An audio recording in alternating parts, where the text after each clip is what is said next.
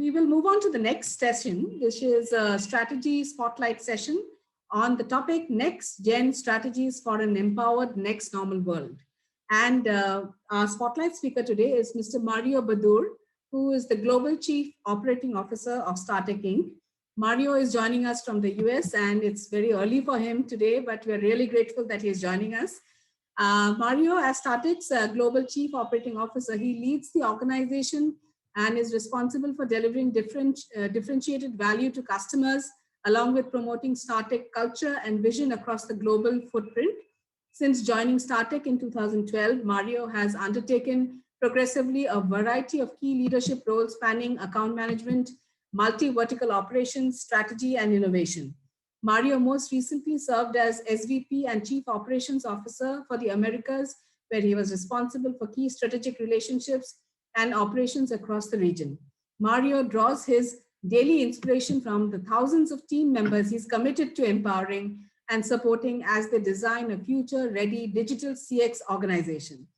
Prior to starting his career at Startec, Mario spent 12 years in the industry where he held leadership positions across the globe with shared services and industry-leading innovation companies. He was responsible for large-scale deliveries supporting wide-ranging portfolio of Fortune 500 companies outsourcing across a variety of industries. We warmly welcome you, Mr. Mario Baddour. The spotlight session will be hosted by Mr. Ambarish Dasgupta, Senior Partner and Founder of Inturi Consulting LLP. Mr. Ambarish Dasgupta, Management Consultant with more than 30 years of experience, was the partner and the national leader of consulting of KPMG. He was also a part of the global management consulting team of KPMG. He was also a partner and the national leader of the consulting practice of PwC India. He was also a member of India leadership team and also advisory leadership team of PwC India. He has done both his bachelor and master's in electrical engineering from Baddour University. Most importantly, Mr. Ambarish Dasgupta has been a partner with INFOCOM for many years and has been associated with us, and we are really grateful for the same. We warmly welcome you, Mr. Ambarish Dasgupta, sir. And before we hand over the session, again, a reminder that there's a Q&A box, and in case you have any questions for the spotlight speaker or for the host, kindly post them in the Q&A box and we will get to them at the end of the session. And I now hand over the session to you, Mr. Dasgupta, the strategy spotlight, Next Gen Strategies for an Empowered Next Normal World. Over to you, sir. Thank you, Rakhi. I only hope that am I clearly visible and audible? Yes, sir. Okay, nice to see you and hear you, Mario. Good to know you. Thank you, Rakhi, for the introduction, and looking forward to the conversation, Ambarish. Thank you. Thank you. Rakhi, just one request, since I have not put on my watch, so therefore, if you can just give me a signal that when should we move to the question and answer session. Yes, sir, We'll do that. Okay, sure. Thank you. Mario, so I understand from Rakhi that you have just woken up early in the morning from US to get into this session, and really grateful to you. So how are things out there right now, considering the situation of the second wave or the third wave which is coming in? How is it in New York? How are you doing? Look, it's it's actually almost 3 o'clock in the morning, but it's a pleasure to be here. I was listening to the speaker before me, so it's well worth it. It's a good time spent. I think when people ask how are things going, it's we're navigating unknowns right now, as you know, and whether it's wave 2, whether it's another wave coming in. I believe at this point every country dealt with this pandemic a little differently, and from a U.S. standpoint, the motivation was to maintain the economy, to keep the business going. I think some may argue that this served us well. Some may argue that this actually put us behind a little bit. The fact is that the numbers continues to go up. The fact is the cases and infection rate continues to go up. There is a level of optimism that is unprecedented right now, given that the vaccine is coming up. I think everybody's geared towards potentially taking the vaccine and getting back to somewhat of a norm. But the reality is the U.S. is a little unfortunate with a level of infrastructure that perhaps some other parts of the world that weren't fortunate with, and that allowed the country to maintain continuity in business, whether remotely, virtually, at home. So you're not seeing the impact from that standpoint. I think companies and enterprises learned how to kind of adapt, and we're seeing somewhat of a business as usual. I can tell you, I've done some travels lately, and I was pleasantly surprised to see that airports are somewhat busy, and looks like the consumers as well as the workforce is getting used to this kind of new norm and adapting to it fairly quickly. Right.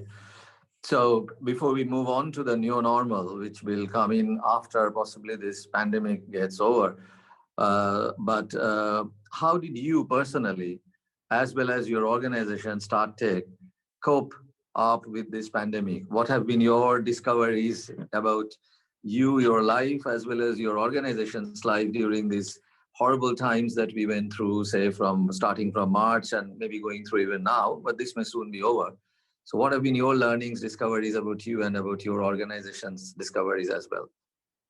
Great question. Thank you, Ambarish. Look, I'll start, I guess, personally. I think we've learned that there's something greater than all of us in the world that humbled us and allowed us to look inwards at our families and our relationships, at the quality of life that we are maintaining, and it made everybody question, who are we and who do we want to be, given that there's a force much greater than us that could impact us at any point and any time. So I personally been fortunate. I haven't had anybody that from a family standpoint, impacted with the virus. So I think from that perspective, we're blessed and we're grateful. From a StartTech standpoint, and I will talk from a StartTech perspective and perhaps the industry in general in the marketplace. I say we're not where we want to be. We are not where we are going to be, given that it's still somewhat of an uncharted territories, but we are sure ways from where we were. I think the progress that we made has been pretty significant in terms of when we received the phone calls early in March, knowing that there's a pandemic impacting our business, impacting revenue streams. We had to look at the organization and make a decision and how to kind of optimize immediately. And the approach was slash our cost, adapt, and rebuild. And without impacting the marketplace, without impacting clients in general. And I think that's basic economics. When you face a crisis, you'll go back and look inwards at how do we optimize our operation, and how do we adapt to something that's very unknown.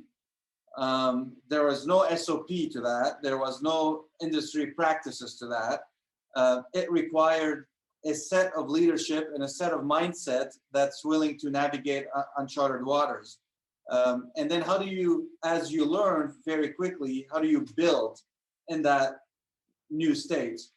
And I think I'm very proud to say that StartTech, from a StartTech standpoint, we quickly learned and adapted, and we are rebuilding. We've seen some great results. We announced our Q3 not long ago, so we've seen some great results out of our third quarter, and we are foreseeing some good performance in the near future also. So I believe we have adapted to the situation. I think from a client's perspective and from a marketplace perspective, Ambarish, COVID is almost over. They're not forgiving. The marketplace forgave you for 3 months, 4 months, but at this point, organizations like ours in the service industry are expected to build something that is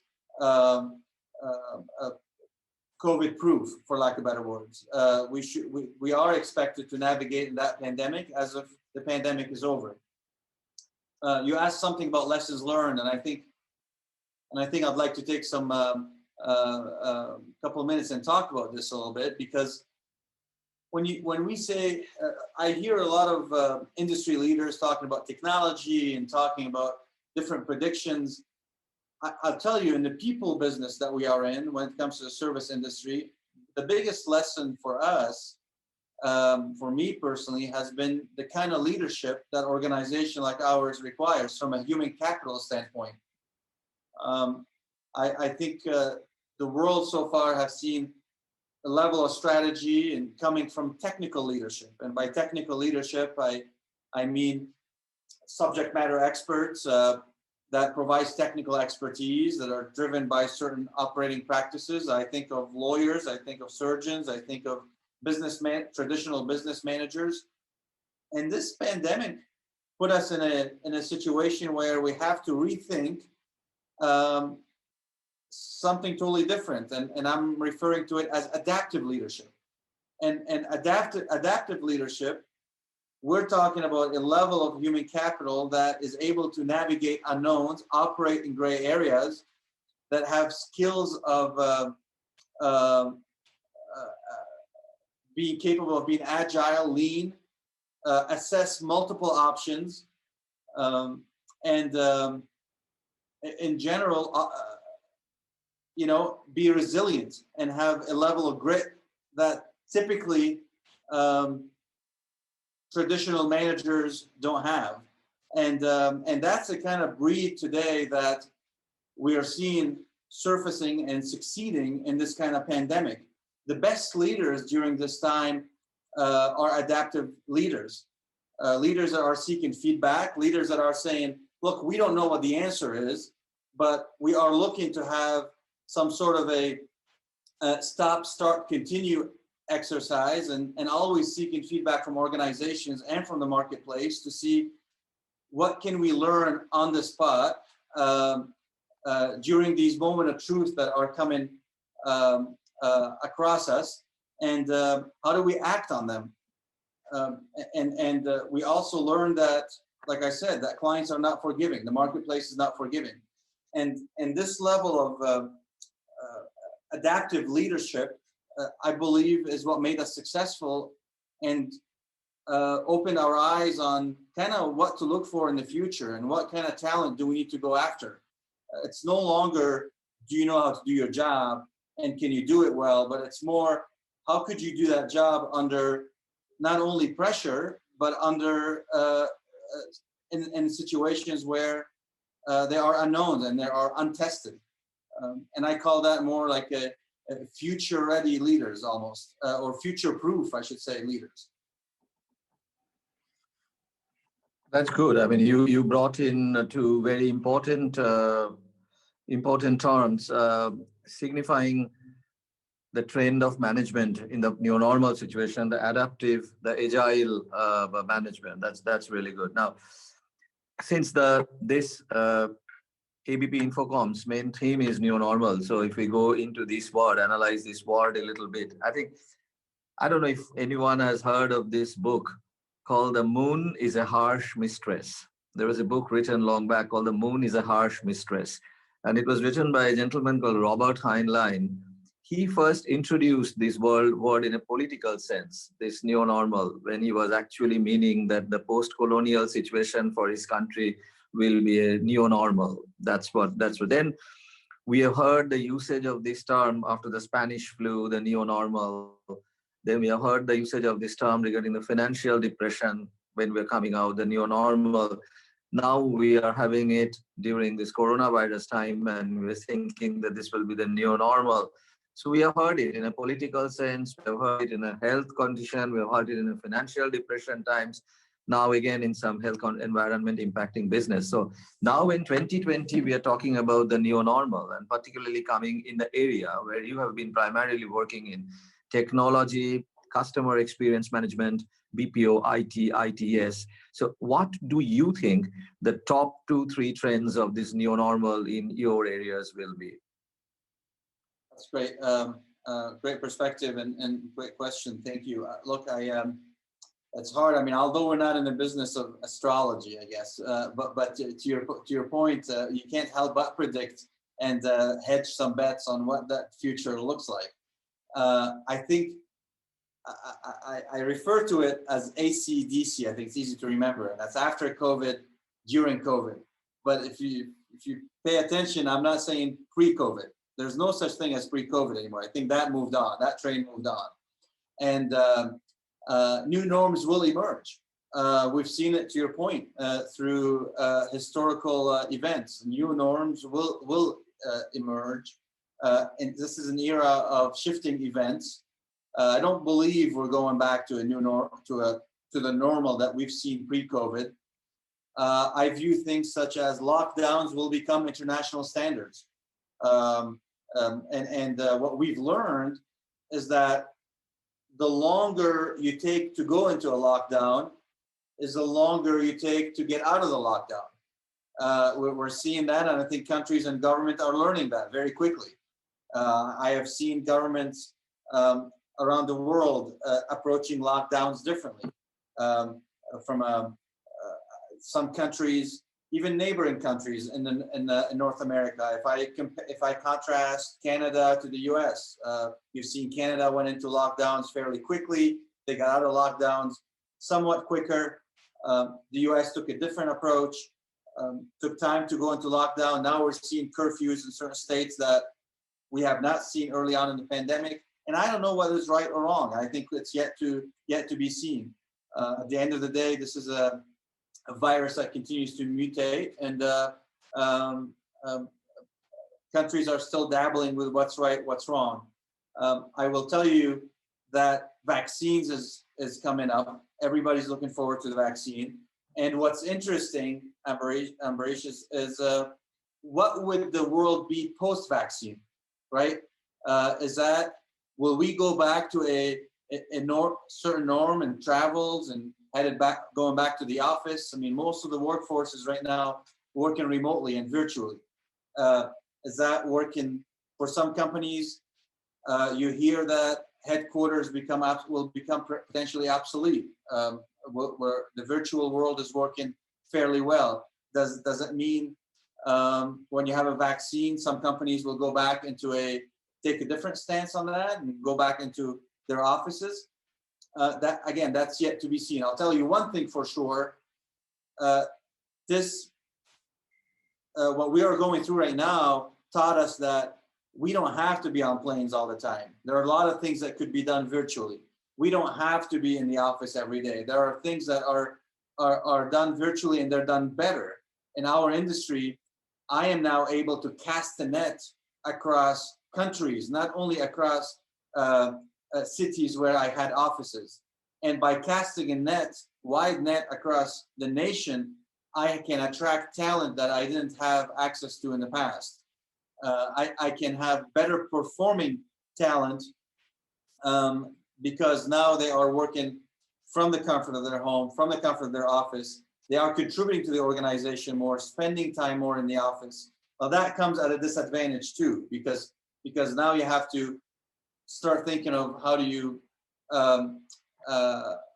educate and help and support the workforce to cope with stress and anxiety and amount of work and balancing work life between the office and home.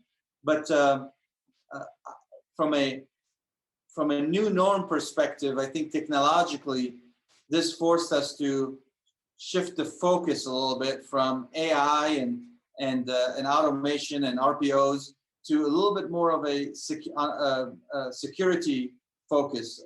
The amount of cyber attacks that we're seeing lately in our industry is unprecedented. And I look at security, both network security and physical security.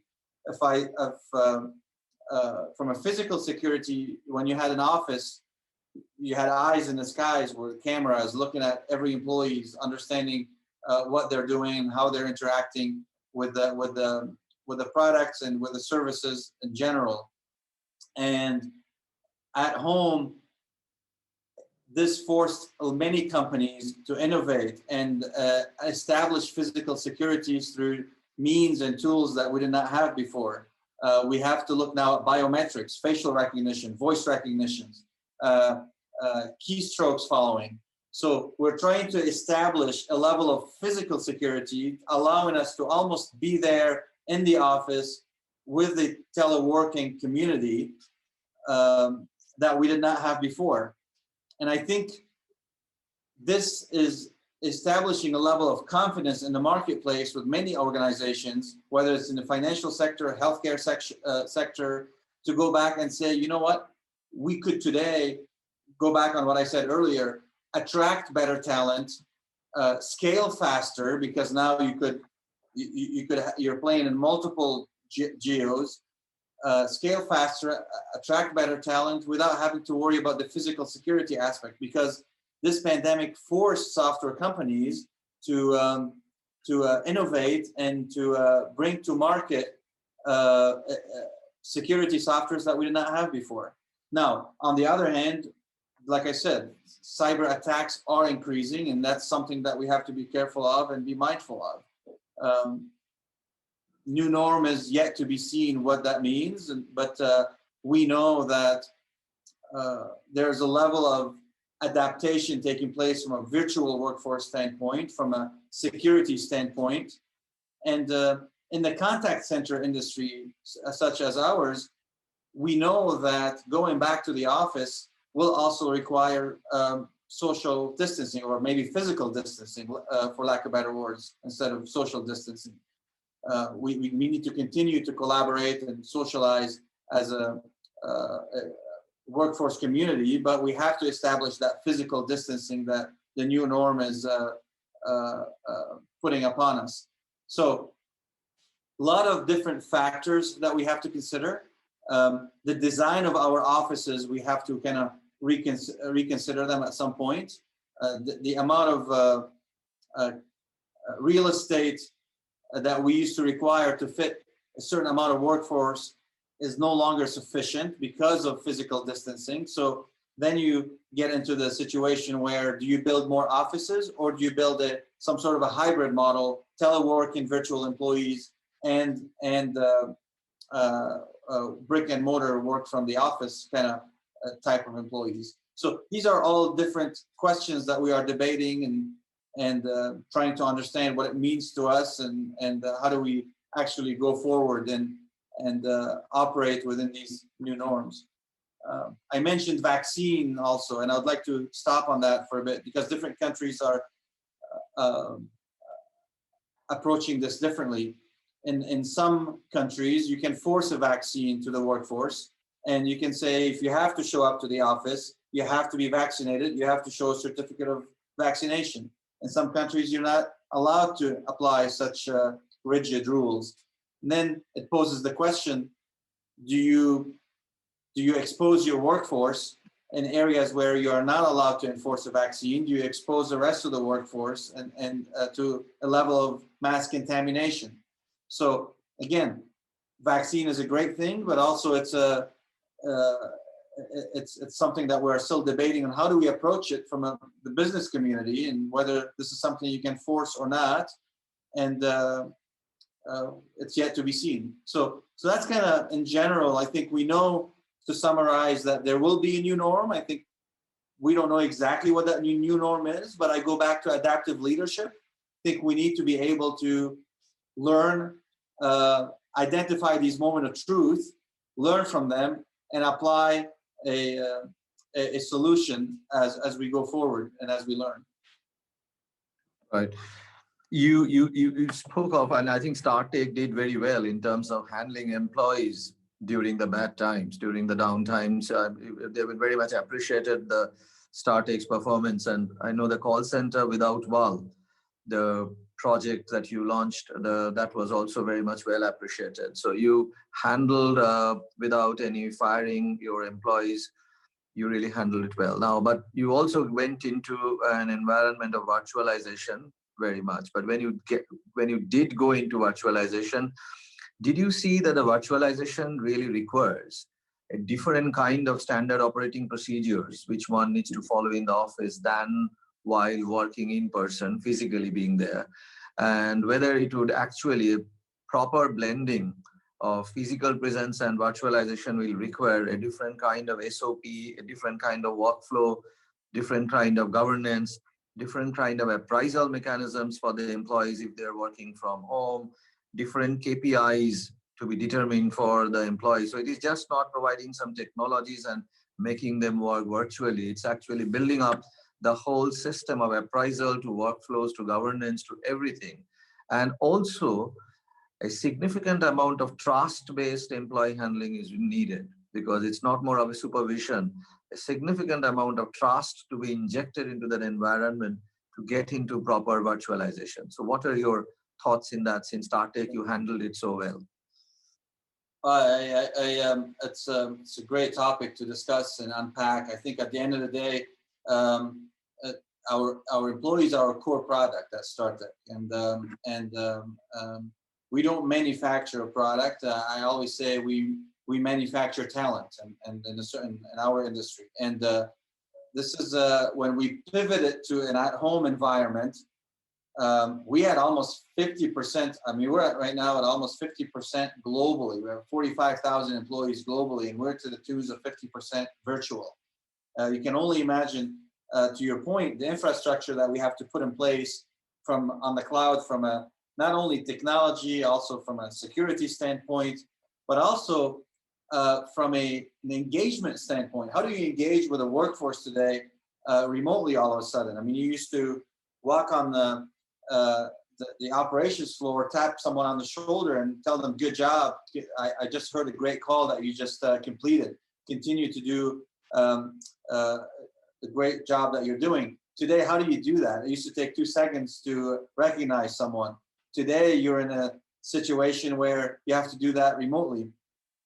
So yes, it did require us to establish engagement tools where there was a lot of gamification in place, leaders board kind of set up.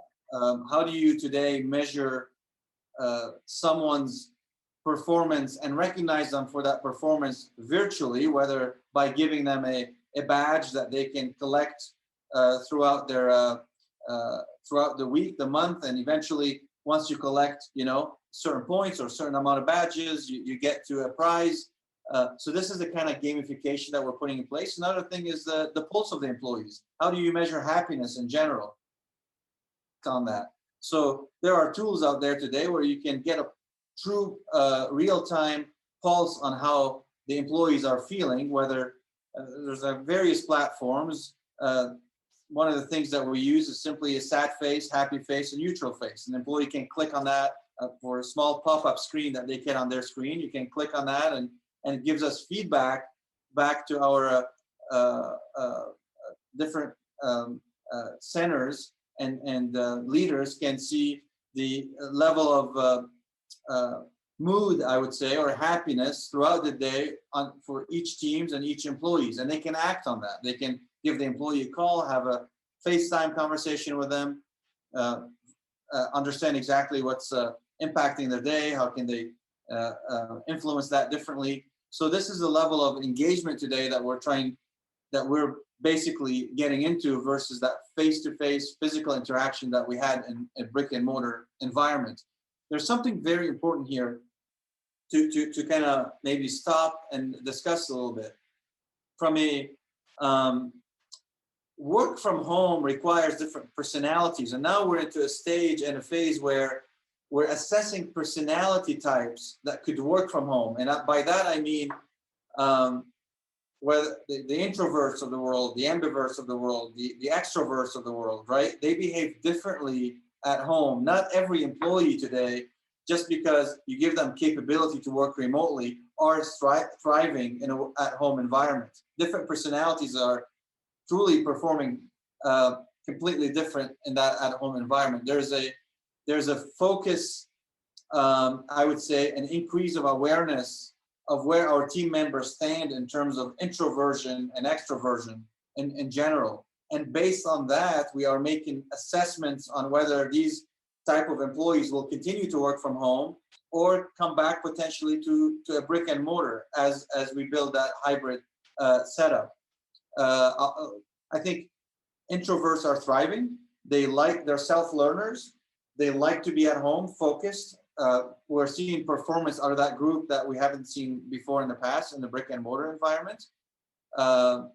obviously I won't stop too much on the ambiverts. I think they're doing well in both environments, but let's discuss the extroverts a little bit. These are individuals that perhaps are struggling a little bit in an at-home environment, and we are helping them cope in that kind of setup.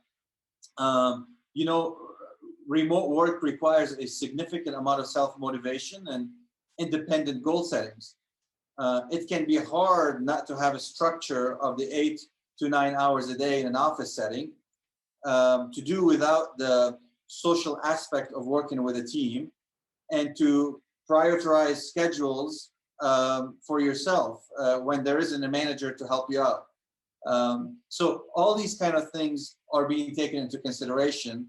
And we are, I wouldn't say by any stretch of the imagination that we are there yet, but we are trying to understand how do we structure a conducive environment for these individuals until we're able to get them back to the offices, whether through different webinars that we're hosting internally. Our learning and development team is doing a great job pushing coping mechanisms and webinars and learnings on how to kind of adapt as an extrovert and working from home, whether we tailor different schedules for them, whether we give them perhaps split shifts where in the middle they can go for walks and break the routine during their day, socialize with their families, then come back to work. So there are different tools and mechanisms that we are assessing in order to get the best performance out of these kind of personalities today. These are a lot of different stages that we're going through in order to kind of understand the go forward environment and ecosystem that we're operating in. Fine. As you said, that there are introverts will be working better in a home environment. The newly coined saying goes, and you young guy saying, I'm an introvert on the weekdays, I'm an extrovert on the weekends.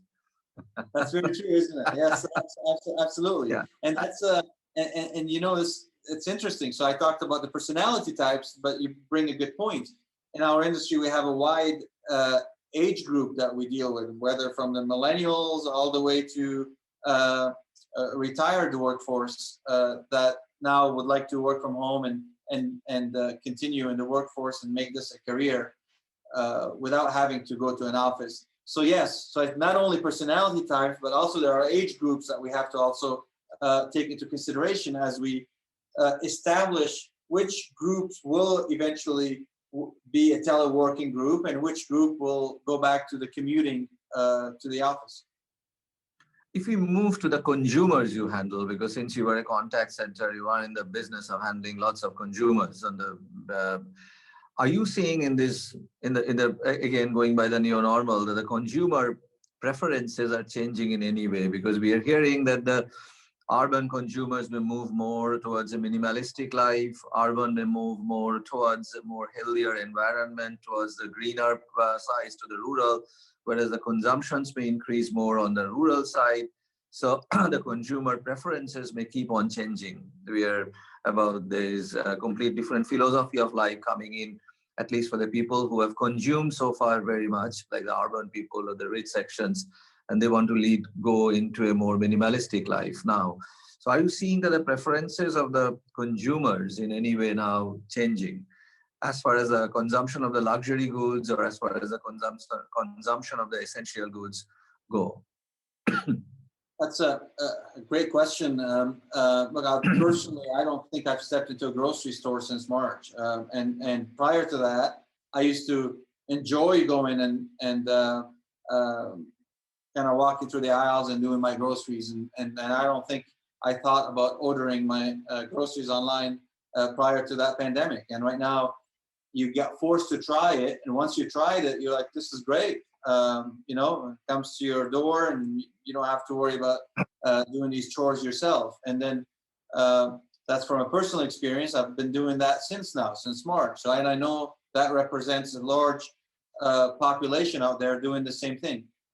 We do have clients today that are in that e-commerce business, whether I heard someone mentioning the previous speaker earlier mentioned Flipkart, and I will go further to talk about the Walmart of the world, the Amazon of the world, etc. These are industries today that have proved to be pandemic proof almost. They were not impacted. As a matter of fact, they're thriving in this kind of environment because consumers today are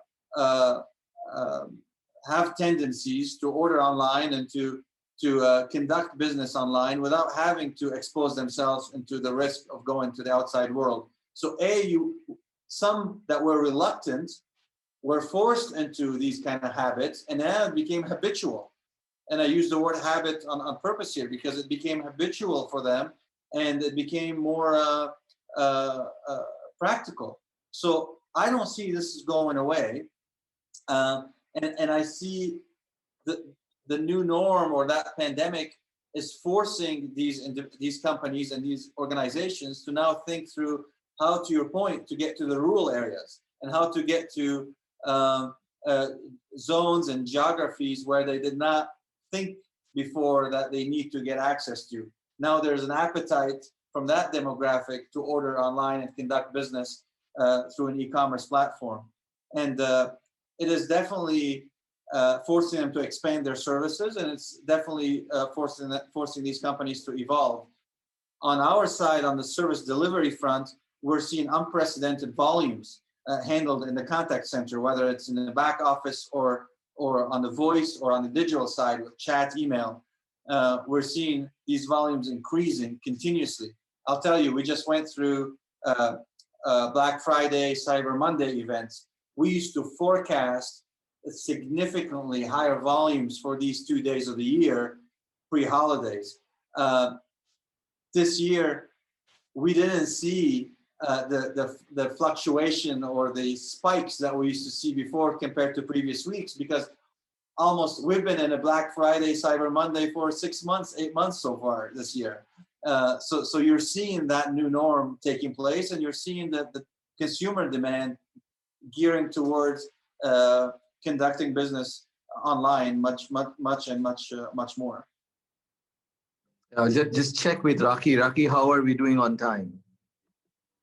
We still have 5 minutes, sir. Okay, good. So therefore, Mario, what we have been earlier noticing in the manufacturing world, particularly, that at that time the manufacturers were more focused on the variants, the number of variants that they can actually keep in to provoke the customer's interest. I mean, any product that they're producing more variants, more customized kind of variants to provoke the consumption more. And are we now hearing that since the people will really not be so finicky about what they are buying, the consumption pattern will be coming down, the luxury goods items, the minimalistic trend of that.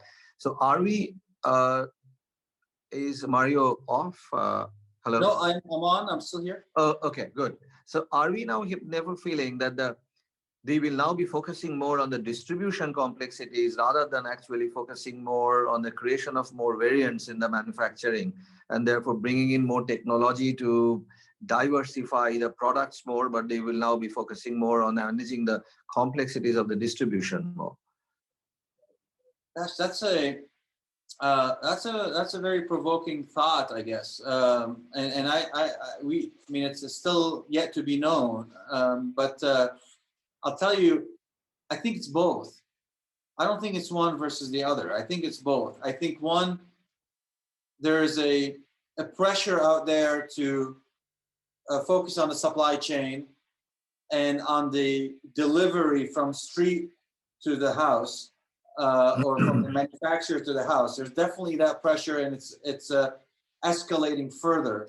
But I don't think it's at the cost of the quality of the goods, because there's the level of competition on the market today, and because the consumer became extremely savvy on the products, the level of access consumers have today allows them real time to compare various products and to compare various price points. And in the past, you used to have to go and research and talk to consultants to understand exactly which product you get, or you have to read reviews on products to understand which product is better. And it takes you time to do all this now. And you can take your smartphone and get that done in 30 seconds and make a decision, a buying decision on which product you should go after. The amount of reviews today and the amount of surveys around consumers, and consumers are pretty vocal, and they're not forgiving at all in terms of putting out their sentiments on the product. And a consumer can read these sentiments fairly quickly and make an assessment and a decision, a buying decision. So I think what we are going to see is an evolution in pressure on a better product and pressure on a better supply chain in general. But I think you mentioned a great point earlier when you talked about luxury goods. I think this is where this shift is now more to practical goods, necessity, essentials versus luxury. And this is where we're seeing right now. I mean, there is a level of uncertainties in the market. There's a level of consumers are becoming more frugal, I would say, given that uncertainty. And the demand for luxury goods is diminishing because consumers are focused on necessities and essentials at this point. I think we will continue to see this as we navigate the unknown and as we navigate the new world in 2021, understanding how different economies are going to behave based on different political policies, different government approaches. And at this point, I think this is forcing a level of frugality around consumers, gearing them towards essentials and necessities versus luxuries. But I don't believe the quality will be compromised. Yeah. Yeah. So my last one will be, before we move to the Q&A, which will be more on the strategic management of an organization, not on employees or on consumer.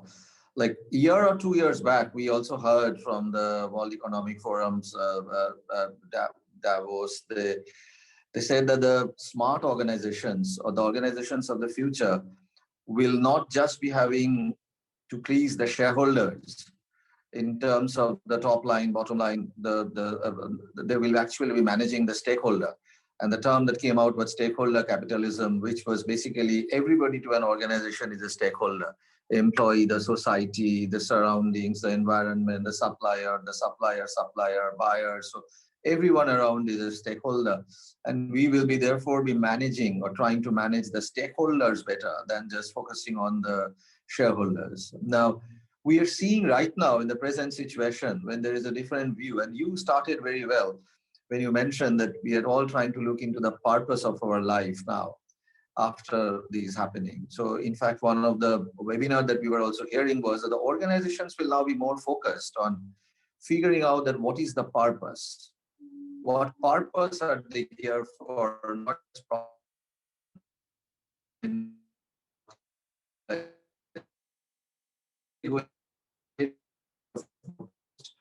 for ESG, working on the environment and the social governance, manage a better world, contributing to the better world. Do you see that that's only on the pages of the book, or do you think that's really happening, that there is a shift to the expectations of the stakeholders happening now, not just merely the bottom lines? Absolutely. Look, I go back to how we opened this. I think as individuals are looking at their purpose, and as individuals are looking at who are we and what do we want to be, organizations are asking that same questions. Who are we and where do we want to be? And again, this forced everybody to look inward. And I think from a social corporate responsibility,